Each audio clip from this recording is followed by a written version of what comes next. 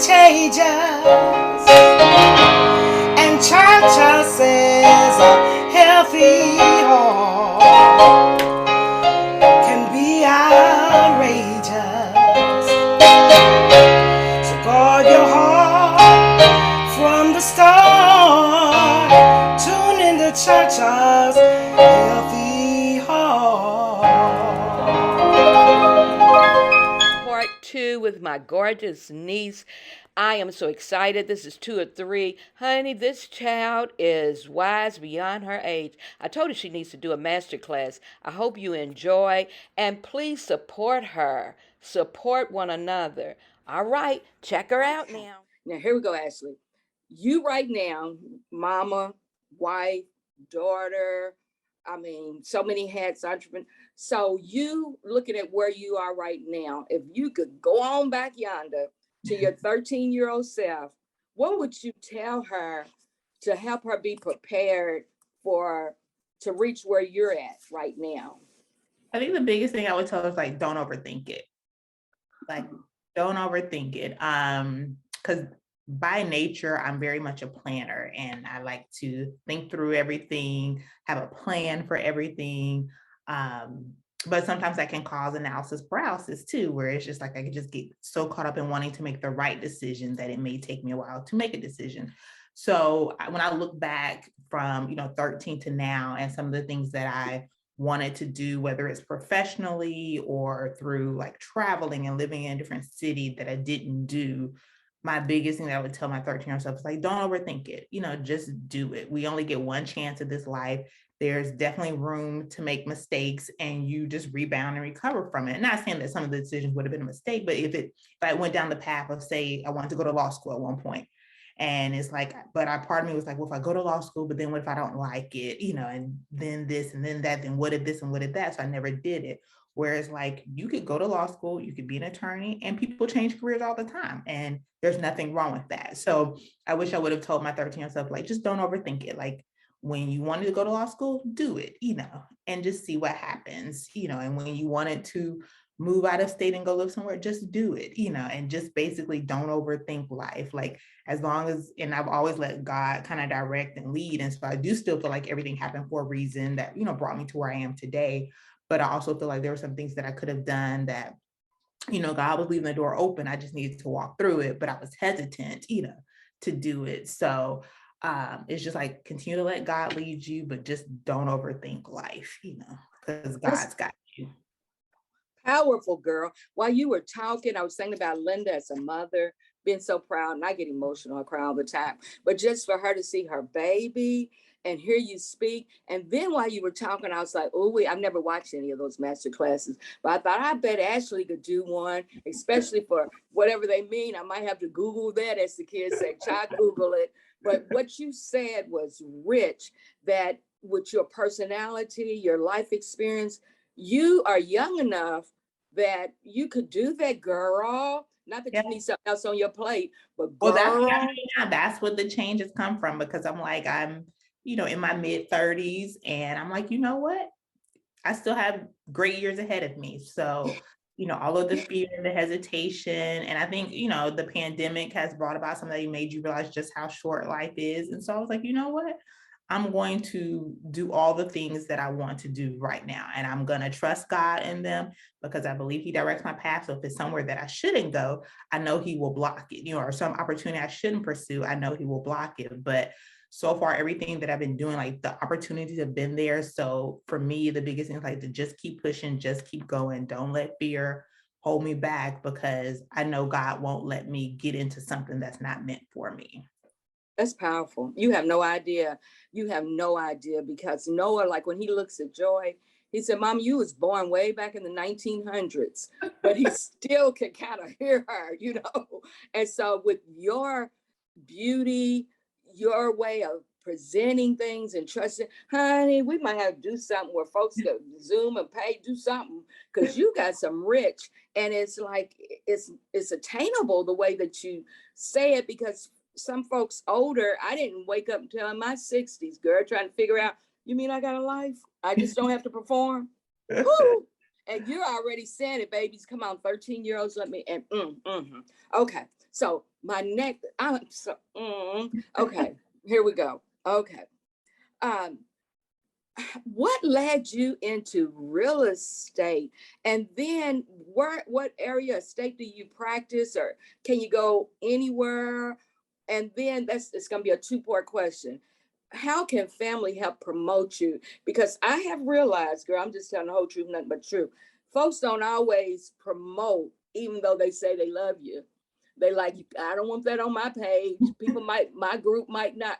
But how, if the family did choose, whoever family is, it could be family, friends, or whoever, if they could help you in any way, how? So what led you to real estate? What area do you provide services? Or okay. And then how can we help as family? So what led me into real estate? So after my dad retired from the military, he started a construction business in which he built homes in my hometown. And so that was kind of like my first taste into it. And so from there, I just have always been interested in the home buying process, building homes, decorating homes, all things homes. And I bought my first home at 27. So just kind of going through that process. As a first-time home buyer was definitely an interesting process. And then just as I got older, like I mentioned, with the pandemic, I just really started thinking about my life and what kind of life I wanted to build for my family. And so I really thought about, well, let me just lean into my love of real estate. And then as I got into it, what became even more important to me is just how real estate is a great way to build generational wealth. And, knowing that a lot of times going back to legacy, in the Black community, oftentimes when you look at previous generations, there wasn't a lot to pass down, so I want to be able to help people build that generational wealth for their family and leaving a legacy behind. So like me and my husband, we just bought our first home together a couple of years ago, and now we're looking at getting into some investment properties. And so really just being able to, as I, learn more and do more, also using this platform of real estate to educate others and how they can use real estate to build generational wealth for their family. And then in terms of where I practice, I'm based here in the Metro Atlanta area. So I'm licensed in the state of Georgia, and I focus in the Metro Atlanta area, primarily in Cobb County and North Fulton. But I'm part of Berkshire Hathaway Home Services, which is an international brand. So if someone in Kentucky, was looking for a home, then if they let me know, then I could help in referring an agent to work with them to find their home. So really the support comes in by just thinking about me whenever it comes to your real estate needs. And no matter what state you're in, or if you know someone who's relocating, to Georgia, to the Metro Atlanta area, just always thinking of me when it comes to real estate, because I can first check to see if we have, an office in that city that the person's moving in and give a referral. And then that in turn helps me in my career. So that is probably the best way that, anybody can support me. It's just whenever you think of real estate, think of Ashley. So it's a win-win. If no matter where we are, you would refer, would you be able to benefit from the referral? Yes. Okay. Then not only would you benefit there, but you're inside person to help if whoever it is had a question, and you can intercede. Girl, that's good stuff. You can, and it's all up, girl, and you can intercede. And even though they're learning the personality in their area, by knowing you, they trust your wisdom and your commitment. Girl, that's a win-win. So girl, that's good stuff. I didn't know that. So it's like international. So no matter where you are, where you at, where you be, you still can call you, and you can hook a sister or a brother or a family member up, and it helps you. And then you're helping them. You talking about win-win. Back in the day, in the 70s and 80s, I heard a win-win. I'm like, oh, surely you just say no win-wins. But this is a win-win. I love it. And you take care of your folks to make sure ain't nobody running an okie doke. Not that they would. Right. But you... because I had the ability even to interview those people before referring them to the family member or friend or associate to make sure personalities match up, make sure they're going to be able to deliver to them the type of service that I would deliver, even though I'm not licensed in that state, to be able to directly help them. Ashley, Monroe Clark, girl, that's good stuff. I had no idea. Thank you, Aunt Linda. Yes, Woo, thank you, girl. Mom. We're gonna press this, and we're asking family and friends. We'll type it and tell them to post it, because if they want to help somebody, they are helping you help people, even that we know that we are helping. Okay, my next girl, that's good stuff. You hear me? Never heard of such. I didn't know it worked like that. That you can mess around and go all over the country and not have to leave where you at, but your heart is. Okay. My next, you said you're an entrepreneur, ADM events. So where are you concentrating your services, or do you consult? Or like, if I'm having an event, a healthy heart event here in Louisville, and you're not here, how, or is it weddings only? Talk to me, girl. Talk So to me. ADM events, wedding and event services. So I've done everything from corporate events around NBA All-Star up in Toronto to destination weddings. I did a double wedding in South Carolina. I've done floral decor for baby showers, but where I'm really looking to focus as I move into 2022 is still in just the wedding, social, and corporate event space. So I have done a little floral design. I still enjoy it, but just for now in this season, I really want to focus more on the planning and the logistics. So again, I have traveled for events, still open to do that, but definitely could help consult people who are looking to pull off an event in another state and kind of point them to resources to get them started. But again, available for travel. I love to travel. So, if someone wants me to come in and actually do an event, in another location, I can definitely do that. I've done it, in the past. So definitely open for travel. But again, here in the Metro Atlanta area, and I've, done events in Macon, Georgia, along the coast. So like I said, I do travel for my events. That's And good. can events anywhere. Wow. So with this COVID thing season, is it a lot of changes you had to make regarding planning events with COVID? Are you COVID, whatever? So I actually had a wedding that got postponed a couple of times due to COVID, but we successfully pulled it off in September, and it just requires some modifications, like being outdoors, asking people to wear masks, being very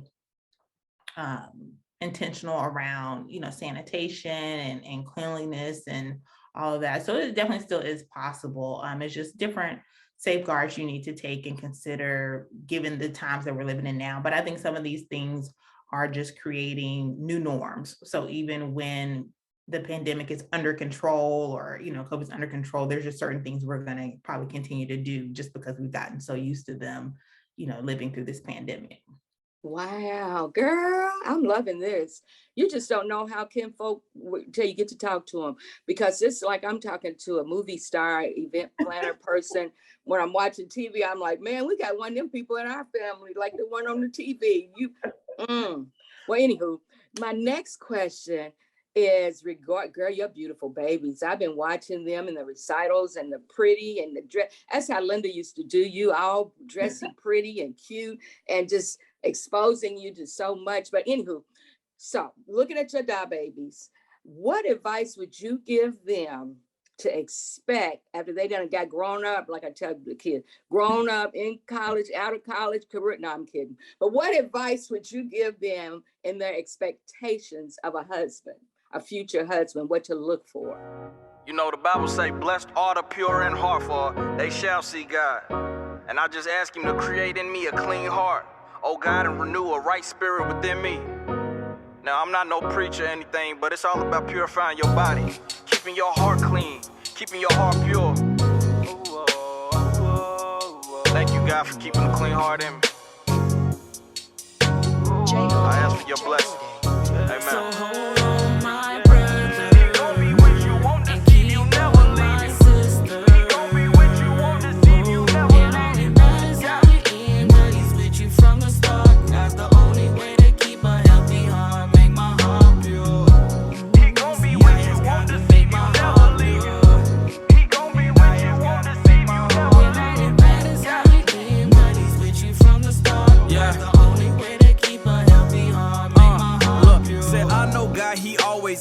King of kings, all-time creator. He can get you through whatever. He the only one can save you. Never leave you, never stray you. Always kept food on my table. Keep my heart pure, this my prayer. Lead me so I can obey you. It all start with what's around you, what you feed your mind and body. I watch the energy from people. Keep the devil far from around me. Conquer everything that's for you. Love yourself, know that you're special. Lean out on your understanding. Let faith lead you, never settle. God, he got a plan for you.